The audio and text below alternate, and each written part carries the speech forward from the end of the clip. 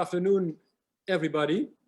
Welcome in joining this seminar, which I think we started with the music of Ilse de Lange, the Dutch singer, called A Miracle. And I certainly believe that this will be applicable to our cooperation in the agricultural sector as well. Today we're going to talk about the importance of building transatlantic relationships in the eve of President Biden visiting Europe. I think not everybody is muted, so I'll just give the sign here as well. Of the evening of the eve of President Biden visiting Europe. Very much looking forward to that. And I think it's great that we can talk today about our transatlantic relationship and more about our food systems and facing the common challenges that we are having on our agendas today. So I think that living in the pandemic has shown us that with actually renewed urgency, the importance of adapting to the challenges presented by the world we live in. And in many ways, this webinar is an example of adaptation. Before the pandemic, we organized these seminars physically on Capitol Hill, here in DC, bringing together experts, staffers, members of the diplomatic community and private stakeholders, private sector stakeholders to discuss a policy subject that is relevant to both the US and the Netherlands. That is part of the Holland on the Hill program, which is, as you might know, a joint effort of the US Congressional Caucus on the Kingdom of the Netherlands, the Royal Netherlands Embassy, the Netherlands America Foundation, and our corporate partners, with the aim to strengthen the economic, political, and cultural ties between our two nations. But in-person seminars, as you know, were not possible during the pandemic. We're gradually going back to that. I'm grateful for that. So we still adopted the format to these kind of webinars. And given the circumstances, I'm glad to see so many familiar faces participating. I'm also pleased to see that we have members of the Dutch caucus present with us today. And Congressman Dan Newhouse from Washington State is going to speak after me, and Congressman Jim Costa would also join us. So if they are here, most welcome. We are going to make a trip today, a virtual trip that starts in my country, the Netherlands, at the other side of the Atlantic Ocean. A small country in terms of geography, but a big country when it comes to our footprint in agriculture, in logistics, in infrastructure. So that's the first stop that we will have. And we will show you through a short video prepared for the World Economic Forum. And then afterwards, the remarks of Guido Landheer, who is the Vice Minister of the Netherlands Ministry of Agriculture, Nature and Food Quality. Guido, it's good to see you again. And I'm looking forward that we can meet in person again as well. Now, the second stop on our trip will bring us to the backyard of the US Congress to hear about some exciting programs run by the University of the District of Columbia. We'll hear about the university's urban agricultural program, its community-driven urban hydroponic hubs in several wards here in Washington, DC, as well as its collaboration with the Urban Ag Department of Wageningen University, our famous university in the Netherlands, where we are very proud of. Then, next stop in our trip, we'll travel to an area in transition between what was once a coal country and what could become a thriving, innovative, sustainable food ecosystem. And we'll hear from a visionary entrepreneur who's working to establish a high-tech farming hub in Appalachia with several Dutch partners. And then we'll end our trip in Washington State, a state which is high on my agenda once we can visit again. Looking forward to going there. Washington State, where we will hear about the collaboration and the joint research in robotics and automation in fruit tree orbits. Now, this innovative collaboration between the United States and the Netherlands started already before the pandemic, but the pandemic, I think, has shown us how important it is that we focus on these kind of collaborative innovations. And it has also shown us how important it is to shorten and strengthen our supply chain, that we need to build on resilience and regionalized food systems that produce healthy and nutritious foods for us. Well, thank you very much. I hope this webinar will be an inspiration, a miracle, as Ilse de Lange said in the beginning, for strengthening our collaboration. And I'm now happy to welcome Congressman Newhouse and give the floor to him. Congressman, the floor is yours. Well, thank you, Ambassador. Good morning. Pleasure to be with you as always. You know, as a Dutchie myself, I always look forward to speaking with our Dutch partners. I'm also, as you know, a member of the Congressional Caucus on the Kingdom of the Netherlands.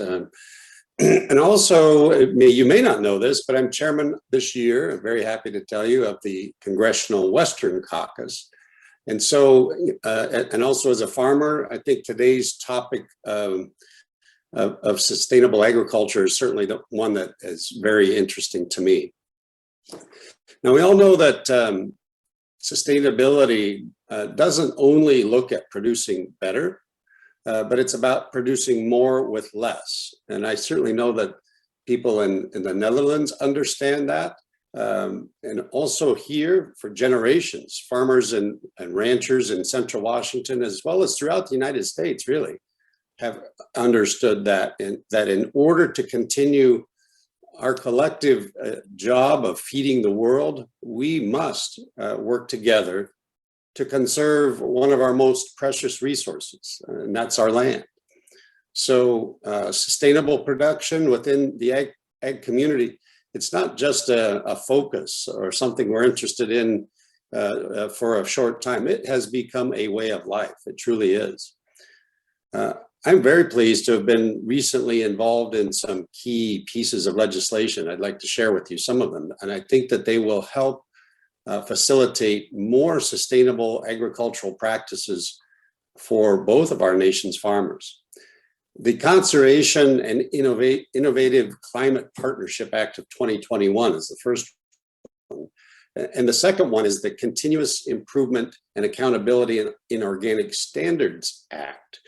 The first, the Conservation and Innovative Climate Partnership Act of 2021, that would reinforce partnerships with growers and top land grant university researchers to really continue the development of sustainable growing practices, including conservation, input practices, and crop management tools.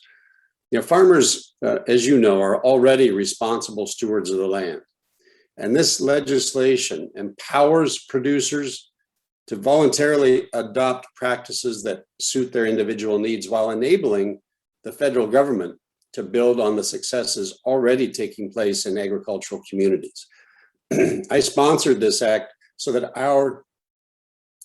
the CIAO Act, and so that our organic growers are not kept in regulatory limbo. As the co-chair of the House Organic Caucus, and maybe you know that, being somewhat familiar with my state of Washington, I represent the highest number of USDA certified organic farmers and ranchers and processors and distributors, and the fourth highest number in the entire country. So I know that it's imperative that we provide our organic producers certainty and help spark further innovation and improvement in the organic industry. In addition, as the co-chair of the Congressional Food Recovery Caucus, I work to promote food waste reduction across the entire food supply chain, including sustainable practices from farm to table. And while we have made much progress in sustainable agriculture over the years, there's constant innovation and change happening within the industry. So it truly is imperative that we have conversations like the one we're planning to have today to continue to grow and to continue to learn from each other. And so I look forward to the continued collaboration between our two nations, and certainly look forward to what looks to be a very enlightening panel discussion this morning. So thank you very much for having me, and I appreciate very much the invitation. And as I said, it's always a pleasure to meet with my fellow Dutchies, and I'll turn it back over to you, sir. Thank you very much. Wonderful. Congressman Newhouse, thank you very much. My name is Jim Pantaleo, and I will be the moderator for this event, and I'm incredibly grateful, incredibly honored, And I want to thank Caroline and Marianne from the embassy, as well as everybody who's joining today. So just a brief background on myself. I'll be also introducing the panel, and then we'll take a look at a quick video, and then we'll jump right into questions. We will have some time for the audience to ask the panelists some questions, so please feel free to use the Q&A box. I want you to know that we've inserted some electrodes behind our panelists' ears, and if they talk too much, I'm going to press this button, just a tiny bit of a little reminder on the back of their ears, and we'll go from there. So thank you all again. I'm Jim Pantaleo. I'm speaking to you from Southern California. I'm a first-generation Californian. I'm also like to say that I'm an indoor vertical farmer, growing food indoors without natural sunlight, only using LED lights. In this particular case, we have our friends from Signify Philips, who will be sharing as well some of their technology. I have been involved in indoor farming now for about 7 years here in Southern California and elsewhere. I cut my teeth at an indoor farm here in Irvine, my hometown, called Odin Produce. We were a USDA certified organic farm, providing wheatgrass and microgreens to some of our nation's largest beverage companies, as well as retail outlets. I have been not only an operator, but a writer on the subject. I'm involved currently with the yearly gathering called Indoor AgCon. We're going to go live in Orlando in October. Very excited about seeing human beings again, as I'm sure most of you are. Invitation is extended immediately. I'm also, which really is an important part of what I'm doing here today, is I'm part of a team at the University of California through the A&R group, the Agriculture and Natural Resources group, which is the team that manages all the UC's 10 universities, ag schools of agriculture, land grants, greenhouses, et cetera, a very strong relationship currently in collaboration with the Netherlands through help of our friends at the FME, which is a Dutch trade association representing over 2,200 Dutch technical and horticultural companies, as well as our friends from NL Works, which is financed by our friends Guido and the Ministry of Agriculture, all based on accelerating technology in this space, controlled environment agriculture, indoor vertical farming, as well as precision ag for outdoor farming as well. In this particular case, though, indoor vertical farming using only LED lights for food production, as well as greenhouse growing, which we certainly know for more than 100 years, our friends in the Netherlands have perfected that, making them the #2 exporter of fresh fruits and vegetables on planet Earth. And so there's a lot to be said about that. Enough about me. I thank you for listening. I'm going to take some time now and introduce our panelists. I want to start with who I thought was my distant Italian cousin, who I mispronounced his name of Guido. It's not Guido, it's Guido. Guido Landheer is the Deputy Director General for the Ministry of Agriculture, Nature and Food Quality. Guido studied macroeconomics at Erasmus University in Rotterdam, specializing in international economic relations and macroeconomic policy. In 1993, he completed postgraduate program in financial economics, also at Erasmus. He has been really, I think in a nutshell here, he's given himself at least 20 years of his life or more to serving his nation. And I think that if I can read a little bit more on Guido, after he left school, he joined the Ministry of Transport, Public Works and Water Management. He worked for several years in different divisions, including the Strategic Policy Unit of the International Affairs Department. He was also the Secretary of the Executive Board.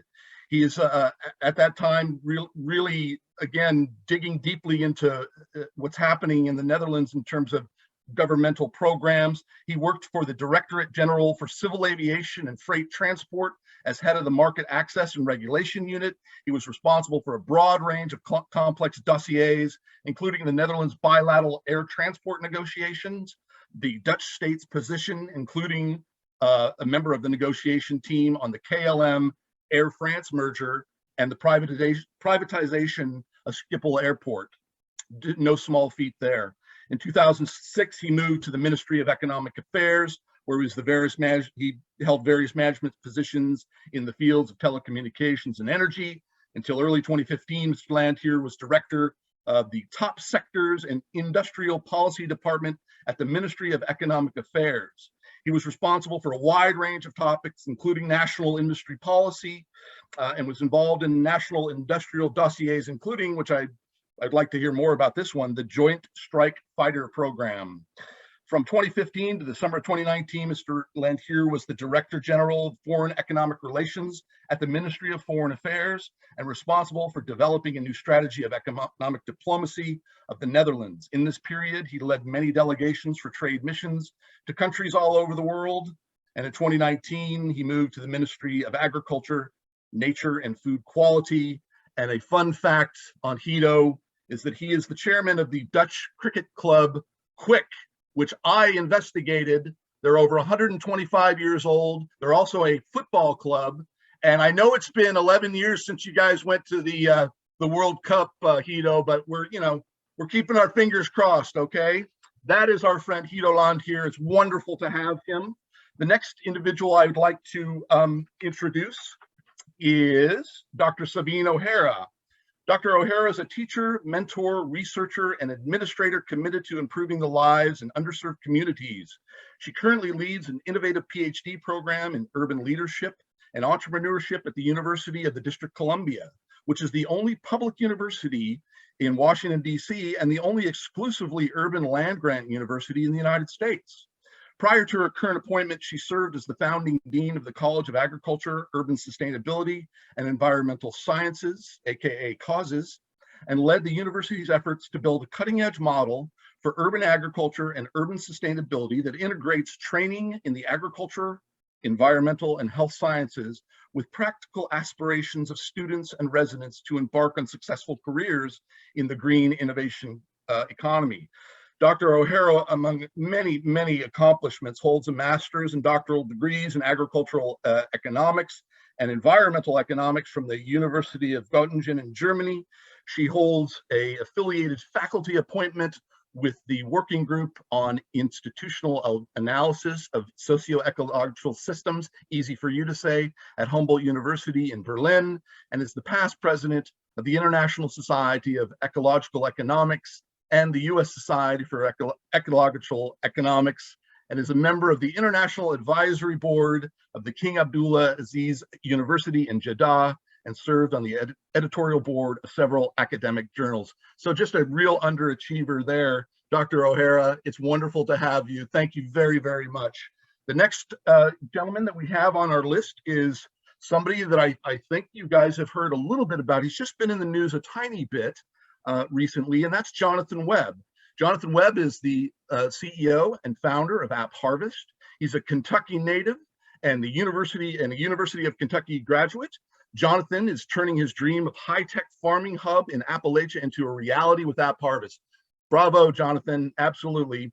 Jonathan grew up knowing of the devastating job losses in the region. We mentioned coal earlier. His grandmother was actually raised in Whitley County, Kentucky, where a coal mining accident killed his great-grandfather.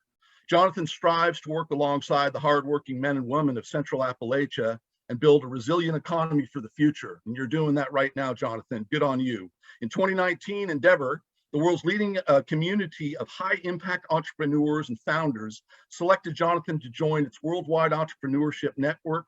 To date, Endeavor has screened more than 60,000 individuals and selected just 2,100 founders, leading them to more than 1,300 scale-up companies. So congrats on that. Finally, before founding App Harvest, Jonathan worked with the U.S. Department of Defense on what was then the largest solar project in the southeastern United States. The project aimed to help achieve a White House goal of ensuring the military receives 20% of their electricity from renewable sources by 2025. Excellent, Jonathan. Our final, last but not least, as we say, is Dr. Inez Hanrahan. Dr. Hanrahan has served as the executive director of the Washington Tree Fruit Research Commission since 2018, and since 2005 has been a project manager with the commission. Inez holds a diploma in agricultural engineering from Humboldt University in Berlin and a PhD in horticulture from Washington State University. Go Cougars.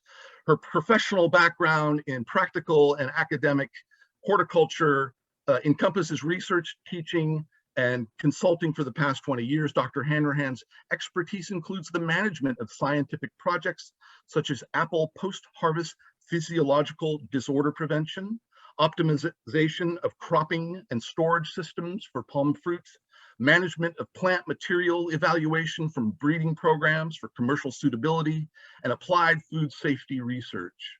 Her primary focus is on expediting transfer of research results to implementation while providing an ongoing link between scientists and the industry. In addition, she's passionate about training and mentoring the next generation of industry professionals. And with that, I thank you all for your attention. And Guido, I believe you're going to be playing a quick video now.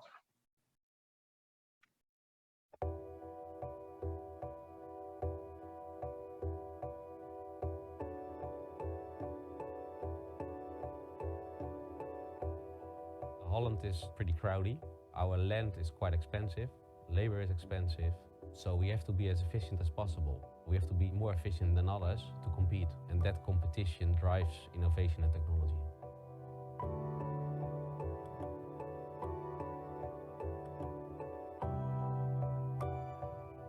We decided to go for not more hectares, but for more yield per hectare. And that's the moment that we start looking into precision ag, precision technology. A lot of people think it's science fiction, but it really is not.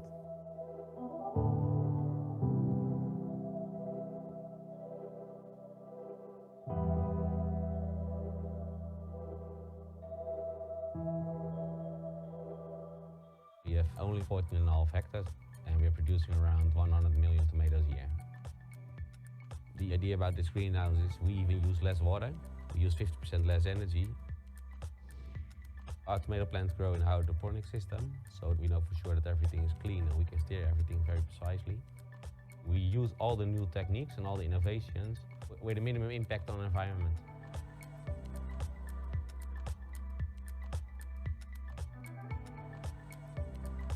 My definition of precision farming is doing the right thing on the right moment, on the right place. Of course, we're more sustainable because we use less input, and that's economically good for me. We use a range of technology. We are using soil scans that measure the soil quality and the availability for nutrients in the soil, and then the thermal cameras can detect diseases or water stress. Implementing precision farming is a way of getting a better yield and a better quality.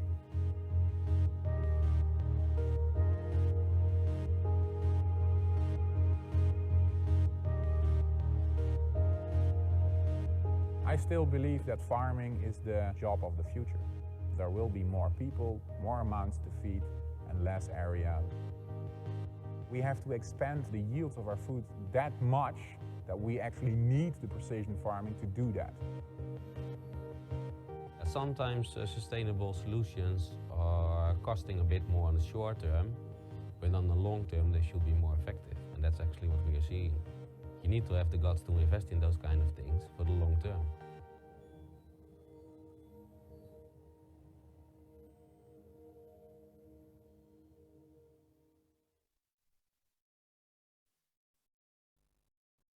Wonderful, wonderful, fantastic. Again, so why is the Netherlands the #2 exporter of fresh fruits and vegetables on the planet Earth? It's just fantastic. So let's go ahead and start if we can. And we are going to begin with Guido. And Guido, if you're there, there you are. Guido, as you can see from this the short clip from the World Economic Forum, the Netherlands is known for its innovative and sustainable agricultural production. How did the Netherlands, a country the size of Maryland, develop into an agricultural powerhouse? And how do you see the future of agriculture in the Netherlands, Guido? Thank you. Yeah, thank you very much, Jim. My compliment how you pronounce Guido. That's very good. And thank you also. It's great being here. I see a lot of familiar faces. I saw Ines. I saw Jonathan Webb. So I feel a little bit like home. you mentioned about my CV, and probably you heard the different aspects. When I was in aviation, I was involved with the Open Skies. When I was at Ministry of Economic Affairs, I was engaged with the Joint Strike Fighter. When I was at Ministry of Foreign Affairs, I led missions to Miami and Washington. And now I work for a couple of years for Ministry of Agriculture, and also transatlantic relation is key in my dossier. And I'm also very proud that I'm here, because we have strong, long-lasting ties, and I'm an example of it, that the government's working together, but also the private sector is working closely together. So I would first like to start that I'm very happy being here, but I'm also excited to have the opportunity to showcase our sector. And it was, I think, very well explained also in the video, that the background of our success is that we have a small country and we have a scarce resource named land. And that made us, of course, very efficient, because we need to feed the people. So we need to be efficient and very productive. And that is a little bit the background of our success. And that means the success was not something happened at once, because I think it was a result of decades of ambitious policy making and public-private partnership. And it started around World War II Reconstruction period. And you see, it's also the start of, a little bit later, of the European agriculture policy. So it helped also very much. And the policy was aimed at producing as much as food as possible at the lowest cost. This laid an important groundwork of expertise and gave the Netherlands a leading role in international agriculture trade. But the production systems it brought about were not always sustainable. So you see that we were successful, and maybe you can see it's not a real old model, but we have transitioned towards a new model.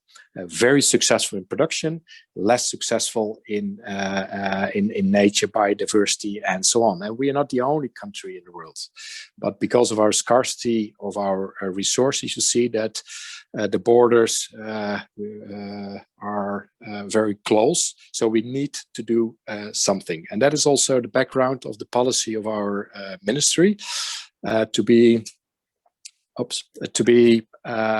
circular in 2030. And I think that is really important for the new phase, is that the government has to set a target. So the target is 2030, you need to be circular. And that means that all focus and energy of government, but also the private sector, is focusing on that target. And so you need also a comprehensive package, because sustainable agriculture, everyone is looking at the farmers. Yes, that's very important, of course, the farmers, producers, but don't forget the other side, the consumers. And that is, I think, sometimes we forgot, and that is also more and more the focus of our government. Key in this respect, and I think you mentioned it, also Dan Newhouse mentioned it, is the innovation. Innovation is key, and where we can have the resource efficiency. You can hear me still? Because Jim, yeah. Okay. Guido, I can hear you. I can hear you. Yeah, I hope okay, you guys sure. can hear me. Okay. Because thanks, Guido. I appreciate that. No, okay. Okay. So I will first. Innovation is key, and the key is also public-private cooperation, and we call it triple helix. And I think this is really important. The background that makes the success in the so-called, not an old model, but we need to move to another goal, and triple helix is key in that respect. Thanks, Jim.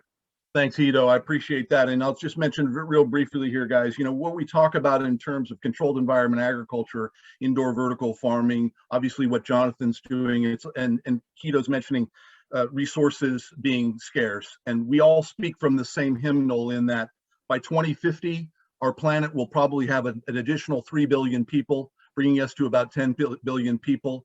Our available farmland now is shrinking. I mentioned I grew up in Irvine, California, which was farmland as far as the eye could see, and now it's subdivisions as far as the eye can see. So when we're talking about resources, land, here in California, water, we're having problems now. Y'all probably heard about this, but all of these things bring us all to the table to deal with it. So Guido, thank you very much. I want to move to Sabine O'Hara if I can.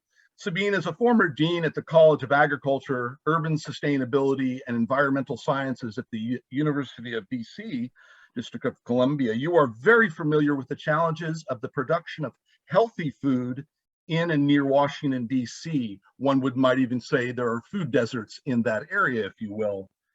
Tell us about the programs that the UDC is working on and the collaborations with the Netherlands.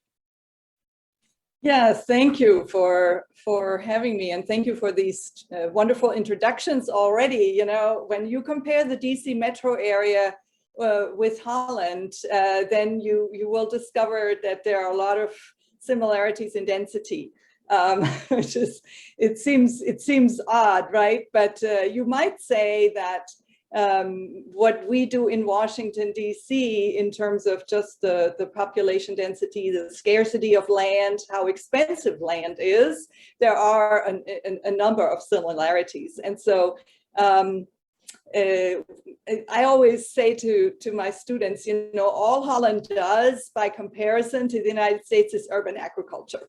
That's all Holland does because of the size of the country and its population density. And that means efficient resource use, not just, as we've heard, making more with less, getting more yield. And I would add to that, not just yield in volume, because when you look at the urban areas, and as you said, Jim, the term food deserts or food apartheid areas, where some people just have no fresh food available to them, no full service grocery stores. We have one full service grocery store in one of the wards in Washington, D.C., serving 70,000 people. So that's a food access problem. And you know, when you're working in these environments, it's not just yield, but it's nutrient yield, not just volume of food, but how nutrient rich is that food? How healthy is that food for you? Because a lot of times what we have in these food desert areas, we have access to a lot of empty calories, right? That are sort of the antithesis of fresh food. And so it's really that mission, eating healthy food, unprocessed food, but also using that to link with ecosystems in an urban area. Urban environments are depleted of ecosystem services. We've paved things over, we've got a lot of roads, a lot of roofs. And so how can we restore permeable surfaces so we can absorb water? We manage our water better. We can mitigate heat islands by using plants. And so these are really multiple objectives. And so it's not just restoring food access, but restoring healthy ecosystems in the urban space and reconnecting people with their food. Because so many times our people in the urban areas particularly don't know where their food comes from. I can tell you stories of teenagers being in some of the farms and pulling carrots for the first time because they think carrots are about 2 inches long and come in plastic bags. And so really reconnecting people with their food is a really important mission, in addition to the efficiency. Maybe that's a different type of efficiency, this restorative function of agriculture. Absolutely. Thanks, Sabine. We're going to move on to Jonathan now. And Jonathan, it's a pleasure to virtually meet you. I'm honored, and I want to pose this question to you because I know that you and I both work with the same guys at NL Works. Daniel DaCosta sends his hellos. The Dutch horticultural system, Jonathan, has been really an inspiration to you and has played an important role in building of AppHarvest, really from the ground up. Can you give some insights on the idea of how AppHarvest started, and why did you look to the Netherlands for their technology for your growing? Sure. Well, one, thank you for having me, and two, very inspired by this group and humbled to be a part of this. So thank you for the invite. So Jim, I was in Washington, D.C. before AppHarvest. I grew up in Kentucky and West Virginia, really the coal region of the U.S., predominantly a vast majority of coal production in the U.S. came out of this area. And for me, I ended up moving. I got out of undergraduate at the University of Kentucky, around the financial collapse in 2008. Went up to New York with a backpack and a laptop and no real connections, but wanted to get into sustainable development, specifically wind and solar. And so what I saw over the last 10 to 15 years in the US was, tens of billions of dollars flood into the US in the wind and solar industry, while, friends that I had and people I knew in Central Appalachia, this massive decline of the coal industry. And so when I was in DC, I was supporting a White House initiative under a couple of administrations ago. And we were building large solar on military installations as part of resiliency for power. I kept hearing about food. I was in the Pentagon. I would hear about, you hear energy security, energy security, energy security. We don't talk about food security, but when you just start to look at the numbers on the back of an envelope, it's startling. The UN, we had the UN Security Council visit us here in Kentucky. The UN has said we need 50 to 70% more food by 2050. On top of that, climate disruption is making it more difficult for farmers. You've got fertile topsoil that we're depleting, freshwater reservoirs are being depleted. And then there's a tiny country in Europe, the Netherlands. I wasn't well traveled growing up, had a pretty humble background, had actually never been to Europe. And my first trip to Holland was a part of AppHarvest. And the good thing is we have solutions to solve these problems. It is going to take the private sector leading with capital. It's going to take governments creating policy at the top.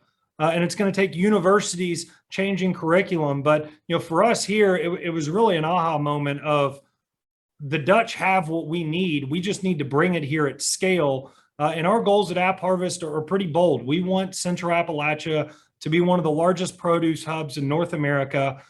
We have had a record amount of rainfall in our last decade. So while California is getting drier, you look at CBS, they just did a report on the dams in Colorado River. This is resource allocation, and we need policymakers going, where do we have water? Well, we have record amounts of rainfall in Central Appalachia. We've had our wettest decade on record, 3 of our wettest years on state record in Kentucky. So we're packaging up that rainwater into a fruit and vegetable. We can get to 70% of the US in a day drive. And the one thing I would say on this before passing it along is, we don't see anyone as competition. The problems are too big. I like to think of everybody as colleagues. And what simply motivates us here is, I want to know that my grandkids are going to have a world that's better than what I grew up in. And as a 36-year-old CEO, I am panicked every night when I go to bed of what we're going to be handing our kids and grandkids. And we've got to speed up. We have got to speed up. And if policymakers can make bold decisions, we're a company that we raised our first round of capital in February of 2018 for $250,000.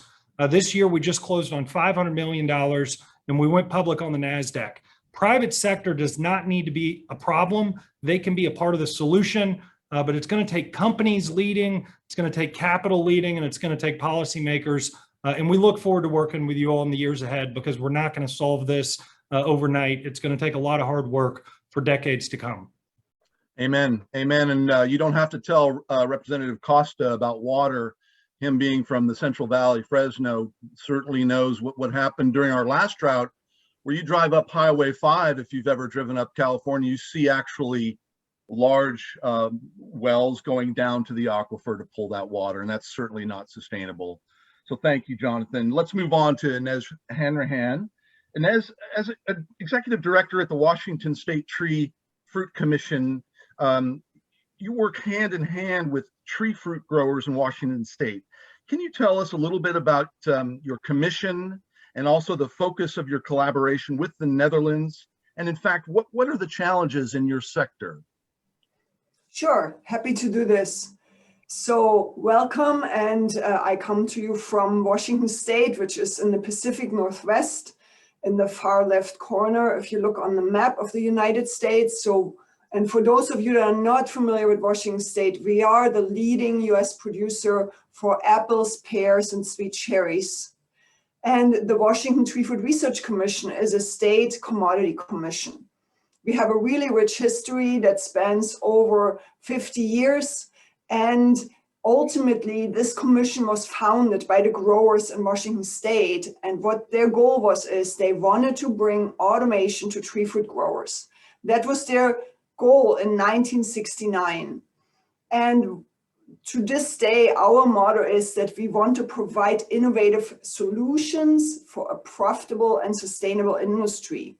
It is a very fascinating story that the growers at the time had that kind of foresight, and that this holds true to today, because they realized early on that the only way to stay competitive and stay ahead of the game is by, even if you're a competitor, you need to work together, and you need to work together in the area of research and invest together.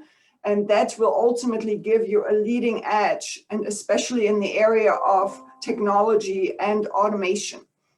And this actually feeds into what are we doing? Why are we collaborating with the Dutch? That's exactly why, because this is our collaboration focus with the Netherlands. We created a motto, and our motto is we want to future-proof the tree fruit industry. And we are very happy to have the Netherlands as our partner. In February 2021, so just earlier this year, we signed a bilateral agreement, and we call this the Orchard of the Future collaboration. We're very excited about this. And this collaboration brings together what a lot of the previous speakers already talked about, and that is having the governments, the private sector industries, the research institutions, and the growers all work together towards a common goal of future-proofing, in this case, the tree fruit industry. And I know we are running short of time, so I'll just leave it at that. Back to you, Jim.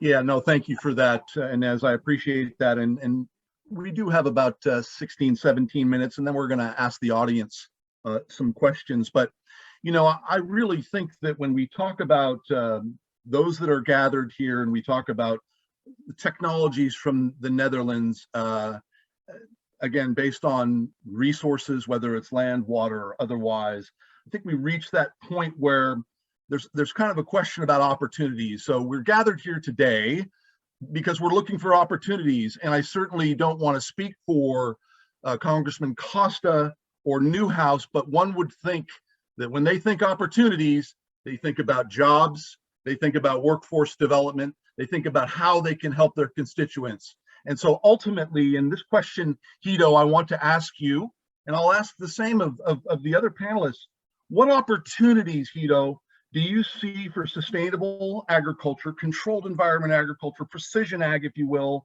production in the US, and what is needed to accomplish this? What steps at the federal level need to be required? And I'll put one tiny thing in.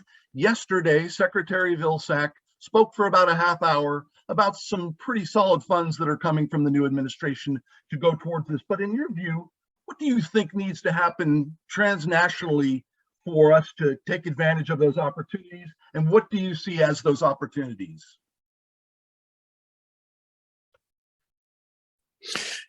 Thank you, Jim. That's, I think, a very interesting question. Well, what is necessary, and I think that you're pointing at, is the technology. And there are a couple of examples already given that technology has to play an important role in solving the huge problems. And the public-private partnerships are key in this respect. And we have focused already in our cooperation between the US and the Netherlands on greenhouse of the future and the controlled environment production, robotization, automatization. And that is, I think, really important. If you say that is focused also on the producer, I think also that technology can play an important role for the consumers, because we can help, of course, the producers to produce the right products, but the consumers have to buy these products.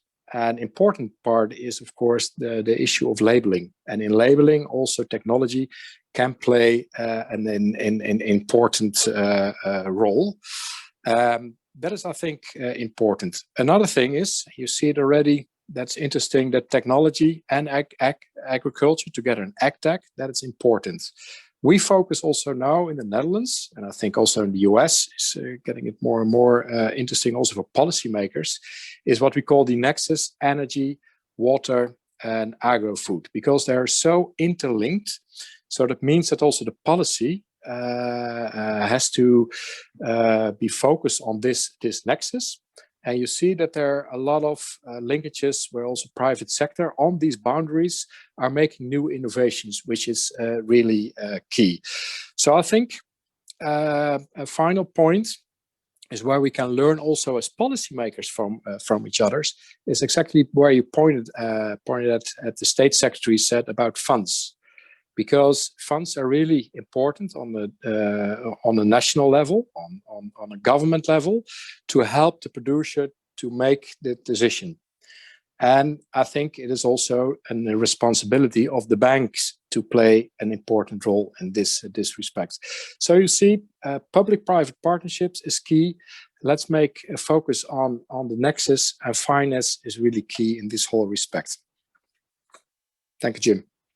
Thanks, Hito. You really couldn't be more right when you're talking about funding and financing. You know, for those of you that's ever taken the time to read a portion of the Farm Bill, the 2018 Farm Bill, of course, details where a lot of that money can go to, but with the new infusion, the new administration, certainly that can be adding to that. But I want to ask you, Sabine, the same question. You know, you are so close to the action, if you will, right there in DC. What opportunities do you see for this, and what do you think needs to happen from a federal level? Well, I don't know if it's a federal level only, Jim, because I see a great deal of importance in municipal engagement, and actually down to the neighborhood level in our environment. And, you know, a lot of, I mean, Wageningen, and we have a wonderful collaboration with them, and Wageningen is known for its agricultural research. We've heard a lot about the controlled environment agriculture, which is relevant in the urban context because we have to miniaturize everything and get the most out of small spaces. But Wageningen also has a Green Cities program. And so that's a close collaborator of ours.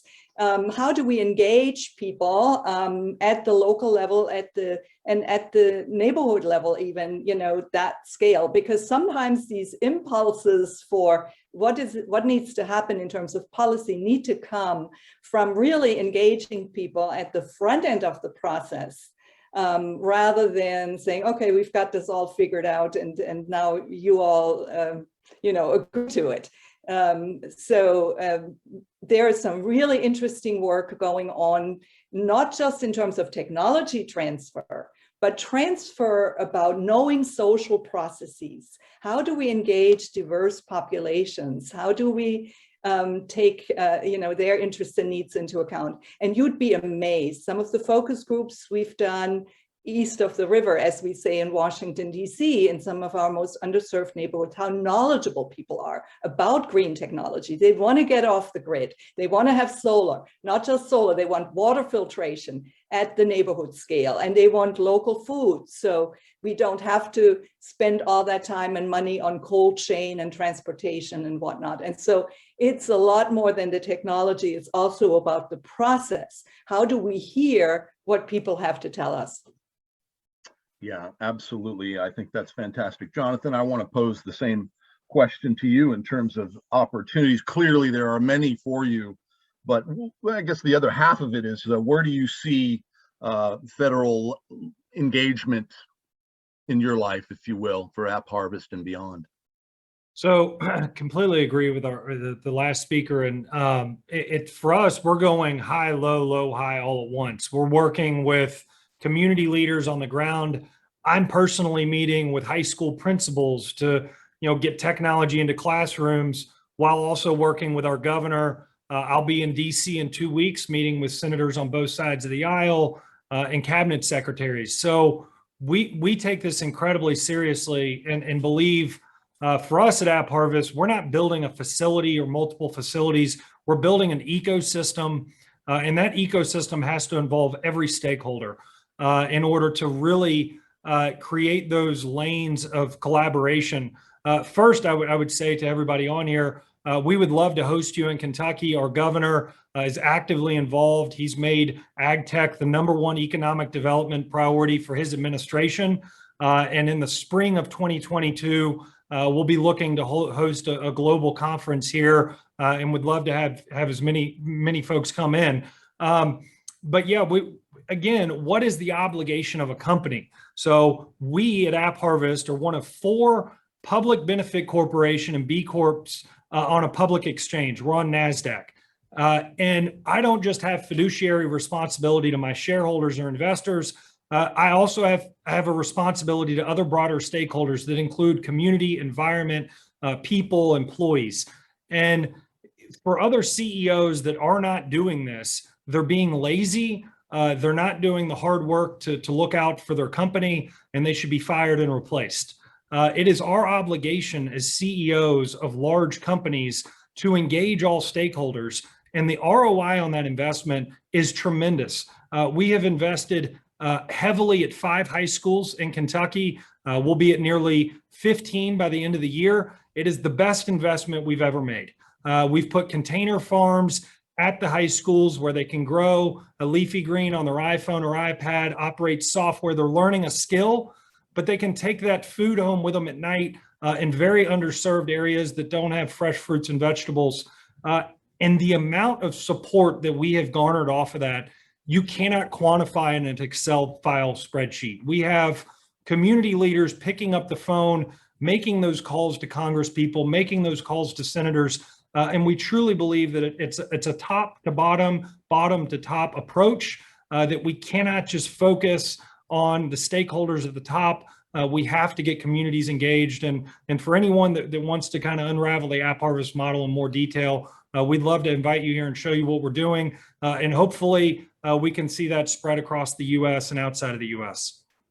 Very good, very good. You know, as a guy that have been in farms, there's nothing like giving a tour to the community or to a school and seeing the students' pupils' eyes dilate, and you tell the story of how you're growing. And, you know, when we think about the farmers of the future as well, Jonathan, you know this, is that there are so many disciplines that these young people have to have, and they can apply it, whether it's computer science, yep, AI, robotics, etc. Yeah, I left that out. You still hear me okay, guys? 30 seconds really quick. I'm sorry, Jim, but I left that out. No Everybody worries. At AppHarvest has a living wage. Everybody at AppHarvest has full health care. Their families are covered. For anyone in agriculture, this is unacceptable. If we want to say essential workers are the ones that put food on our table, then every single person working in agriculture should make a living wage and have full health care. We've had 8,000 people apply to work at AppHarvest. We hired 500 people in the middle of COVID. So when people tell me people don't want to work in agriculture, I say, no, they don't want to work for you or your company. This is a fallacy. We need to treat people with dignity and respect, put technology into facilities. They will show up. We have people showing up every single day in our facility, and it can happen all across the US, but we need to start by paying a living wage and offering healthcare to our essential workers in agriculture. Amen. Amen on that one. So with just a few minutes left, I want to get to Inez on that same question, Inez. And I know that Representative Newhouse was on. Hopefully he'll come back. You know, tell us a little bit, Inez, about in terms of your work and your opportunities and how that can integrate with not only the state, but the federal level as well. Sure, I'm happy to do it. I want to maybe start first by echoing what we heard, a couple of things we heard before, because I think it is really important to realize that we are an essential industry, and we have to make sure that we secure that we can feed the growing population. And not just that, that I think it is a national important issue to make sure that we have a national food supply, that we don't have companies move outside of the country. You guys know this in California, lots of folks moving down further south. I think that is not a good situation. We need to make sure that we have a secure national food supply. It's very important for the society. The second thing that I think that is really, really important is that data is actually, we heard this in the Netherlands, data is the oil of the future. It's that important, and farmers are going to be the data miners of the future. So it'll be super important to train those data miners of the future.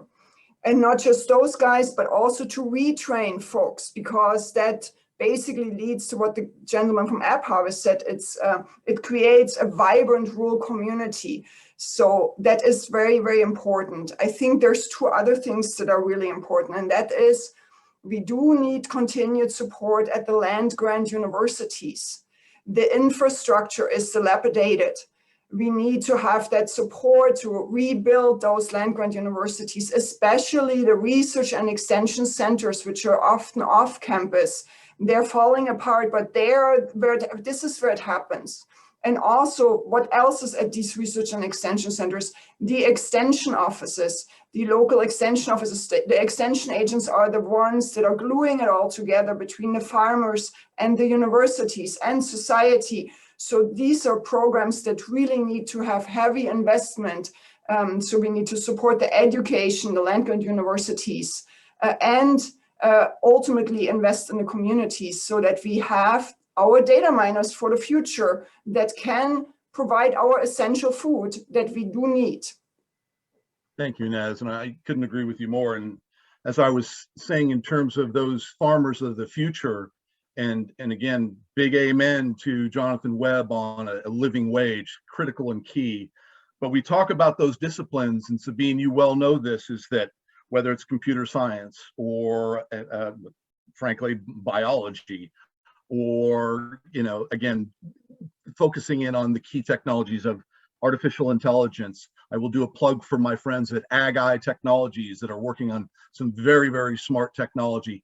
Of course, on the Dutch side, look no further than what our friends at Priva are doing in terms of environmental controls, Hugendorn, etc. And then wrapped in all of this, of course, are some of the other technologies around seed and seed breeding seed for indoor environments versus the field. And we'll see that through what's going on with Unfold, a shout out to Unfold in Northern California, or Vindara, another one. So I think that all of this plays together nicely. As a sort of a pseudo representative of the University of California, I can concur with you, Inez, completely. I think at this point, you guys, I want to open up. Jim, can I tell a really quick story? Sure, Sabine, go right ahead. Because students from every discipline are interested in food and water. I have absolutely no doubt about that. And I'll give you a little story. We started a 20,000 square foot food producing roof on a retrofitted 1972 building. Brutalist architecture, right? And so the question, of course, is water carrying capacity of the roof. And so engineering students invented a tomato watering robot. And that thing was zooming around the roof, helping us water the tomato plants on that roof. But I think it's a great, nobody asked them to. It wasn't a class project, but they heard about the new green roof a few years back, and here they were, designed a robot. Yeah, it's fantastic, absolutely. I mentor a group of students at the Agribusiness Club at the Wharton School. So shout out to the Penn guys. These guys, I'm telling you, students today are so excited about this new industry, if you will, controlled environment agriculture, indoor vertical farming, technology. We all know that agriculture is sort of the last bastion for technology to make an entrance, but it certainly is. And so with that, guys, I'd like to open it up to the audience. And please, audience, use that Q&A tab on there. And anybody feel free to take this one. But here's something from an individual, I think he's probably in the Netherlands, Jan van Ipperen. Devil's advocate, we need more food, but at the same time, we need less food waste. We all know that we're upwards of 40% of food that's grown is wasted. How is that best incorporated in the trifecta of traditional agriculture, glasshouse farming and vertical indoor farming? Food waste, anybody care to tackle that? Grow food in the places it's consumed. Don't truck it 2,000 miles. Couldn't have said it better, Jonathan. Decentralized agriculture, right? It's become too centralized, and particularly for what the USDA would call specialty crops and ethnic crops, your fruits, your vegetables, and their ethnic niches. And so the closer we can get to where the majority of consumers live, the better. Yeah, this is, thank you for the slide. This is our urban food hubs model, food production and food processing. So you have ways of preserving the food off season, new distribution models that are much more decentralized, and then waste and water recovery. And there is a big bucket of activities in that closing the loop, both soil enhancement, much more water efficient production, but also alternative energy. Food waste can create energy through biodigesters. And so, yes, absolutely, we need to do a much better job at that. But it's both about the circularity and about being much more decentralized. Yeah. If I might throw in a quick one here. So on food waste, you know, there's a movement towards using black soldier flies as a method of consuming that waste and then creating a byproduct that's high in nitrogen, could be used for fertilizers, fish food, if you will. Are you all engaged in anything like that in terms of taking a waste and turning it into a cost center, if you will? Anyone? Yeah, I mean, DC Water here in Washington, DC has a very innovative water management program. And so turning waste into fertilizer is certainly one aspect.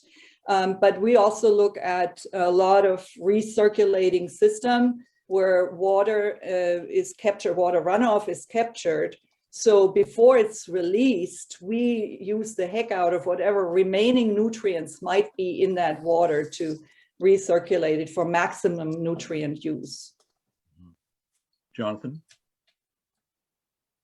Well, yes, we need to constantly be evolving, and that's where I've heard, obviously the Dutch government does this as good or better than anyone in the world, which is why we all need to be modeling what we're doing here in the US off of what's happening there. But engaging our universities is critical. We innovate or die. And that's, the CEO of Walmart has said that, but that's a motto for planet Earth right now: innovate or die.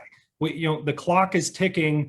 And we need to evolve rapidly. So it needs to be execution at scale, which is what App Harvest is doing, but it needs to be universities. And that's where we have 5 universities in Kentucky that are changing curriculum. We're working to build a large research center here with our governor, and constantly evolve, always question. Here at App Harvest, we believe no 2 facilities should look alike, because if we aren't constantly innovating each time, then again, we're not doing our job. And we're under tight timelines here to achieve some of these targets. And again, the one thing I would add and pass it off to the other speakers here, in this post-COVID world, we have an opportunity to rebuild our world and realign systems. But if COVID has not taught us how fragile this world is and how interconnected, in Eastern Kentucky, we were shut down months after a virus and the capital of China broke out. We are all in this together, and we have got to move faster, engage our universities, and political leaders need to lead. The 2 other points, then I can be done for the session, but food companies are poisoning our people, they're poisoning our planet, they know who they are, and they're the cigarette companies of my generation. We need to hold them to accountable, and the food companies that are putting food on our plates are a part of the problem. They need to evolve rapidly, and it's going to take political leadership to make that happen. And the Dutch government is the world leader in agriculture right now, and we need to just be modeling what we're doing off the Dutch. The answers are there. We just need to catch up. Love it. Hito, did you have something you wanted to add? Yeah, I want to add about the food waste, because it's really interesting how to make use of the of the food waste, which was great examples of it. And I think the government can play also a role in that respect, because it's not possible always to make use of waste, also for feed, for instance. The other side is, I think, very important, the role supermarkets can play. Because you can say that some products don't look perfect. They're not shining, the size is not completely good.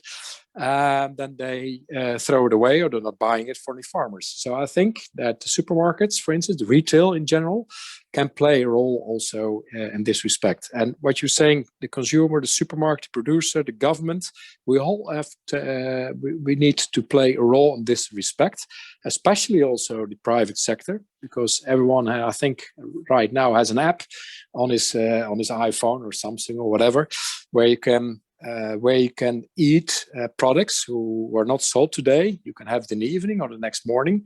So there are different things we can do. And we are very pleased that in the Netherlands, I don't know the exact percentage, but there is a decrease in food waste of the consumers after years and years of increasing. It's a very promising development, which makes me optimistic that also on the other way, we can make the way to sustainable, society in general. Thank you, Guido. We have time just for one more audience question, and then we're going to move on to my friend Blake Lang of Philips Signify. He's going to share a little bit on the good work that's happening at Signify. Larry Schaefer asks, can we talk about ROI for taking CEA to a larger scale and de-risking the investment for investors?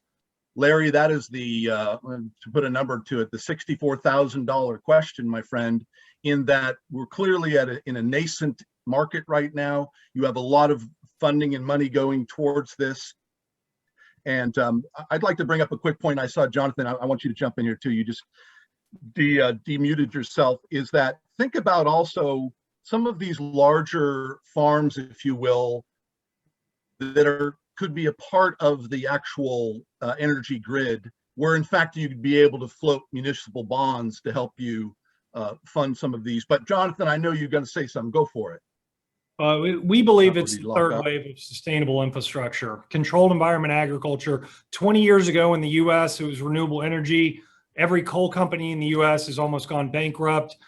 10 years ago, Tesla went public. Electric vehicles are now popular in the mainstream. We're at that moment in controlled environment agriculture. And our thesis is most fruit and vegetable production at scale towards the end of my lifetime, or our company in 30 years from now, we believe it's going to be in a controlled environment. We don't have a choice. We have to grow a lot more with a lot less. That becomes a self-fulfilling prophecy. You get capital costs get lower, so your cost for money, your cost to build the facilities lower because your manufacturing expands.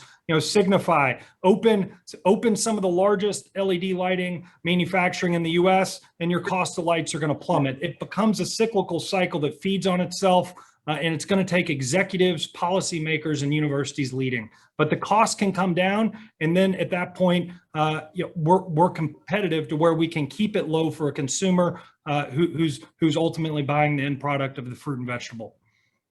Thank you. Thank you. Can I just add one? Yeah, go right ahead, Inez. Go right ahead.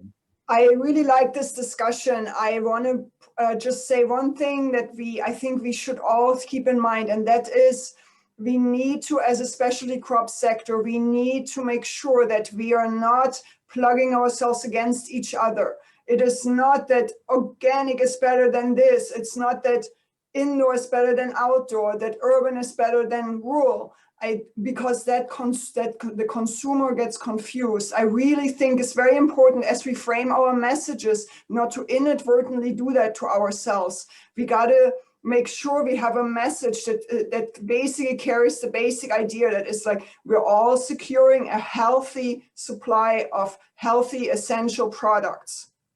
Thank you. I want to add one more thing. Yes, markets, absolutely, incredibly efficient, but I think we should also look to another Dutch model, and that is cooperatives. So for the smaller scale producers, particularly, these cooperative models, including making land available publicly, is really important, because in some places, especially in the urban context, land values are prohibitively expensive. So I think we also need to look at other models other than only private property ownership based models. Thank you, Sabine. A quick shout out and a hello to Congressman Costa for joining us. Good to see you. We're going to move right now to my friend Blake Lang. Blake is with Signify. I've known Blake for many, many years. I was actually a customer of Blake's years ago. I would always say that Blake Lang has been in more greenhouses and indoor vertical farms in this country than any other human being I know. And so I'm really excited for him to share the good news of Philips Signify. And Blake, it's all yours. Thanks, Jim. Appreciate it. It's really an honor to be here. My family, just to give you some context about myself, my family has been in agriculture for over 160 years in the state of Illinois. I'm certified horticulturist, and I have a degree from the University of Illinois in entrepreneurship. Currently, I'm the conduit from the Netherlands to the United States for high-tech innovations in lighting for horticulture. So I will pull up a presentation here, and I will share with you a little bit more about our company. If I can get this to work here. 1 second here. There we go. I already shared it for you. Okay, great. Will you take the lead, Frank, for me? I will. Okay, great. If you could, next slide. So who is Signify? So the answer's here. We actually originated 130 years ago in a great city called Eindhoven. It's one of my favorite cities in the Netherlands. And it's actually one of the most innovative cities globally per capita. So we've been in lighting for a very long time. And in 2008, we've changed our name to Signify. Now, we operate in 74 countries. We have 37,000 employees globally. Last year, our sales were around 6.5 billion euros, and I believe it's 4.4% of that is reinvested into R&D. And today, I'll show you a little bit about some of the R&D that we're working on. Frank's going to present a little video here to give you an update as to what Signify's been up to.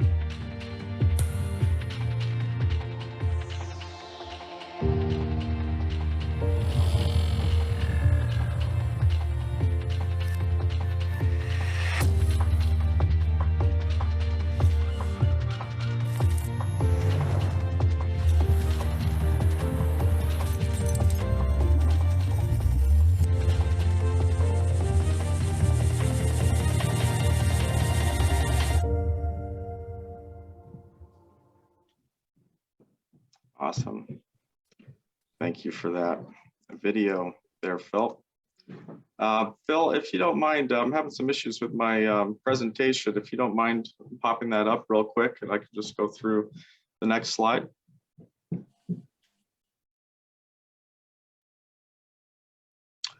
Yeah, so as you saw in the video, we serve many verticals. We work with governments, we work with cities to reduce their carbon footprint, to help crime rates get lowered by improving the light inside of the cities. We work with offices to build out human-centric lighting, to improve worker productivity, to improve the overall ambiance of facilities. We also work with stadiums. We work with retail to improve shelf life by different lighting spectra, intensity, and time duration. And we also are working on a very upcoming segment, which is agriculture. Next slide, please. In agriculture lighting, we work with farmers and growers globally on 3 main segments. We work with horticulture lighting, aquaculture lighting, and also animal lighting. Here you can see some of our customer deployments globally. Some unique things that we're doing with artificial intelligence with animals is understanding their behavior and seeing what we can do to produce better light quality for them in their environments. Next slide, please. What we're seeing in business today in the United States is many entrepreneurs are starting indoor vertical farms. We're also seeing traditional greenhouse growers start to adopt new technologies to move forward into high-tech growing. As Jim had mentioned, with some companies like Unfold and Vindara, there are new companies being developed to create seeds specifically towards indoor vertical farms and closed environment facilities.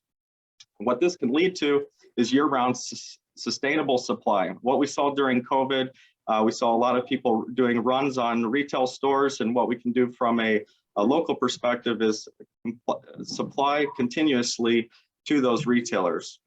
With this new innovation, we can broaden assortment, we can increase vitamin content of the produce that we're growing. We can also bring new varieties to the retailer that people haven't experienced before because of the long lead times to get produce from, say, California to Chicago. And what this creates is longer shelf life and therefore less food waste. The overall impact here is differentiation by innovation, improving sustainability, and also building communities with local production. Next slide, please. What we're seeing in lighting today is that LEDs have now reached a state of maturity. The efficiency of LEDs continues to increase, and our recipe development, working with different spectrums, working with different intensities, positions, and timing of lighting is progressing. Tunable lighting technology is now coming at the forefront. Now that we're replacing high pressure sodiums with LED, now growers are turning to the next nexus of lighting with fully controllable lighting for their growth recipes. What we find is enabled to utilize LED against legacy lighting technologies, we can really reduce a lot of energy. I saw recently they say energy reduction is the 5th fuel. It's very cheap and it's very clean to interact into an environment. It has a quick ROI, and we have potentials while we retrofit lighting from legacy technologies to improve yield, employee productivity, and also safety. With tunable LED technology, we can really optimize for growth and continuously learn about plant development. Next slide, please. This is a photo of our GrowWise facility in the Netherlands, in Eindhoven. We've recently reconstructed some of our climate cells from leafy greens to now looking solely at strawberries in one climate cell and high wire tomatoes and other high wire crops such as cucumbers here. And we continue to invest in this to bring this information and this data. We're really making the mistakes for a lot of growers out there, and we can broadcast this globally because now we're not dependent on environmental factors with, say, sunlight in Tacoma, Washington versus sunlight in Miami, Florida. We're able to create this predictability that has never been seen before. We're working on with the United States Department of Agriculture on many different fronts. One of those fronts that I'm involved with is one called Improving the Profitability and Sustainability of Indoor Leafy Greens, and that's with Dr. Eric Runkle at Michigan State University. We're also working with Ohio State University on that collaboration. And we just retrofitted out their chambers there at the university with our new GrowWise control system and giving them the dynamic capabilities that they need to see these improvements in crop yield and also the development of these crops. We're also a part of the Resource Innovation Institute for a 3-year study for the USDA called Data-Driven Market Transformation for Sustainable, Efficient, Controlled Environment Agriculture. And we're really putting our foot forward there in the United States to help out growers that are, say, pre-seed to publicly traded companies. Next slide. And to end it, our team is ready to work with you. Whether on the hill. Oh, I'm sorry, I guess somebody's not muted there, but we're very excited for the possibility to work with you on any front and to drive this industry forward. Thank you very much for your time. It's been a pleasure. Blake, thank you. Thank you very much. And, you know, having known you for so long and knowing Philips Signify Technology, you know, all I can say is good on you. And you guys are really helping this entire industry, not only in the Netherlands, but globally, to move forward. With that, you know, we're doing really well on time. And I'm very excited to introduce our next speaker. He'll take a few minutes. That's Congressman Jim Costa from Fresno. And for all of you that don't know about Fresno, California, it sort of sits in the middle of our Central Valley. It is a hub for not only deep agricultural roots and history, but also a place where folks from around the world come to settle. I would probably take a wild guess. I don't know Congressman Costa, but I'm going to guess maybe they're Portuguese, as well as Hmong, as well as Chinese, Latinos, Italians, have all said Armenians, all of them in Fresno. And so with that, I'll let the Congressman take over, share the good news. And Congressman Costa, it's a pleasure to have you.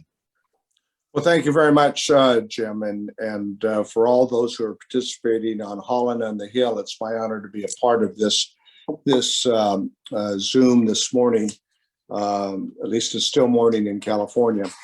But clearly, I think this is so important, this collaborative innovation on sustainable agriculture. And let me tell you why. I mean, I approach it from a perspective that I think reflects some of the participants here this morning that I've heard. Like our previous speaker, I too reflect generations of family that have been engaged in agriculture in California. My grandparents came from the Azore Islands in 1897 and 1904. And the industries in the Azores in those days were fishing and dairy. Our family didn't fish, although we liked to consume fish. And so you know what we did, we were in the dairy business. So they were like immigrants past and immigrants present. They were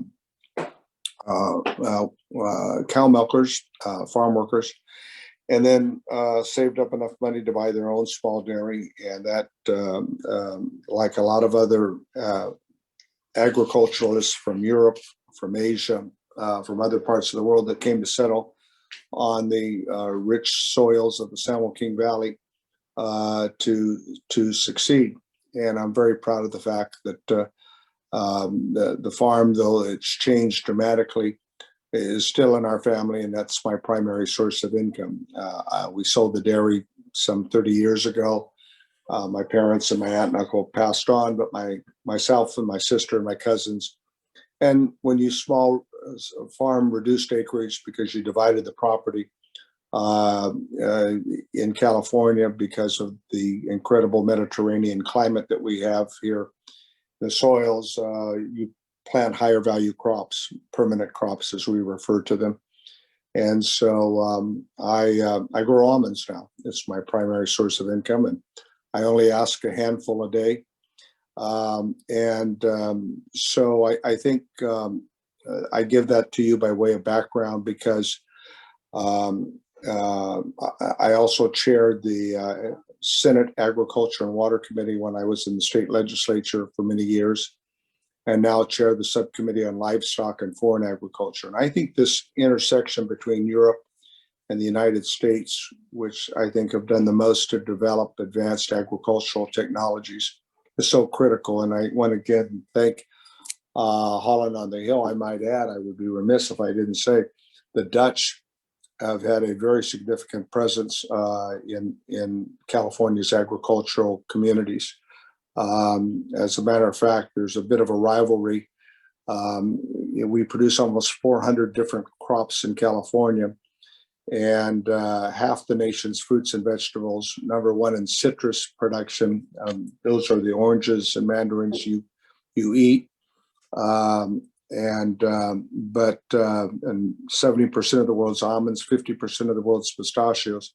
But a lot of people don't realize California produces 20% of the milk products in the United States. And that milk industry, that dairy industry, is divided between 2 ethnic groups, the Dutch and the Portuguese. And that reflects a sense of heritage, obviously. The old joke is in the Valley is that when a Dutch boy or girl marries a Portuguese boy or girl, we call it a merger, not a marriage. And then you become poor Dutch or Dutchagese.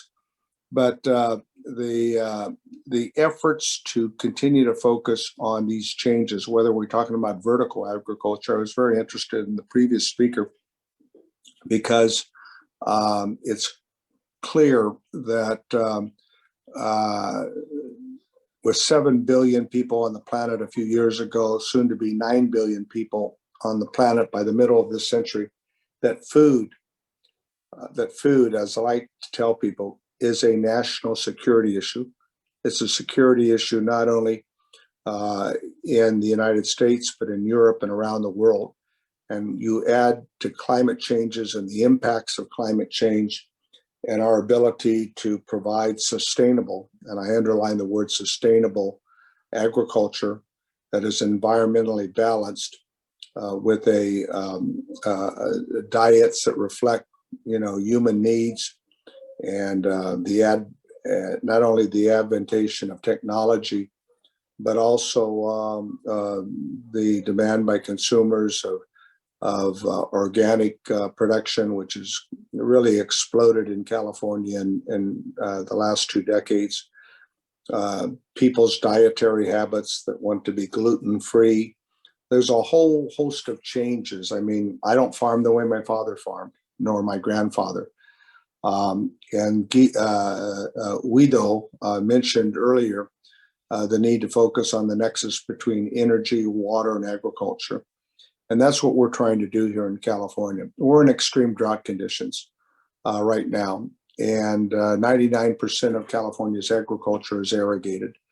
And so the nexus between energy, water, and agriculture, and a lot of renewable energy that we're looking at on our farms that involve solar and involve wind are critical. We are, with the new administration, pursuing an effort to reduce our carbon footprint and our water waste streams, and where American agriculture can play a role. And we've been doing a lot of this in California, that is a cutting edge state, for over a decade. We have carbon credits that we are working on. We have other ag industries, both on the public and the private sector, that are looking at promoting trading carbon credits. But it's all about, I think, developing a plan. And that's what I'm trying to do with Secretary Vilsack and with Senator Kerry, as we work with our European counterparts on the Paris Climate Accord to really make meaningful changes. And it will be obviously a challenge to get those in Asia, especially China and some of the other third world countries, in light of climate change, to participate. We're trying to get more funding in the administration's climate change legislation. And we're looking at reauthorization of the Farm Bill and providing greater support for combating climate change and making these investments. Let me close by saying that when we talk about the changes of sustainability, we have differences, certainly between our European counterparts and those of us in the United States, whether we're talking about GMOs, whether we're talking about the issues of naming rights, which I think is more of a political issue than a scientific issue. but we know that food insecurity, as we deal with what in the western states here, the extreme drought conditions seem to be on a 10-year average, just part of what we have to take into account. And we're going to probably lose because of overdrafting, our reliance on groundwater, probably out of 6 million acres in productive agriculture, and I would have to do the translation on hectares. I think it's 2.5 hectares to every 1 acre.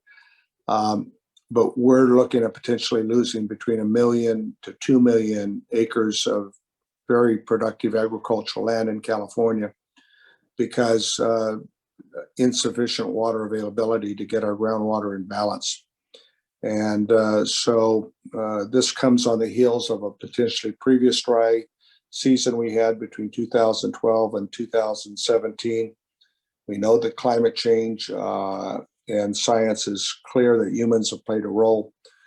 We think that agriculture can play a role in reducing our carbon footprint and our waste streams and be environmentally sustainable. We have to be, because food is a national security issue in Europe, in the United States, and throughout the world. And 44% of California agriculture is exported. So having agreements, good trade agreements, and a level playing field and common best management practices as it relates to the science of agriculture, I think is essential. And I can't think of a better place to start with our European counterparts, focusing on healthy soils, water efficiency programs, alternative management research and technical assistance. And as the subcommittee chair on dealing with the issues of smart agriculture and foreign agriculture, I would like to see us, and that's why I was so excited to participate in this, develop a better relationship with our European counterparts. You know, we go to Europe and we love the food, and I don't think any of us ever question the safety of the food we consume in Europe. And I believe Europeans come to the United States, and my European friends seem to like the food we produce here.